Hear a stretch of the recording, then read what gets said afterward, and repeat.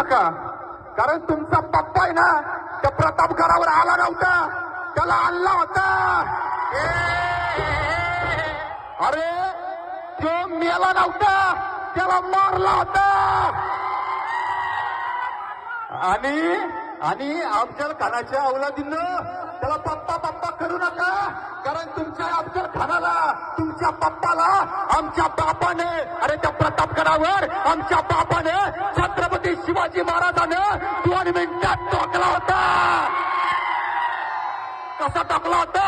अरे वाघ नक्याचा मारा करून पोताला काढला पाडला. अरे दुश्मन असू दे, अरे पाडला शिवबानं अफजल खान पाडला.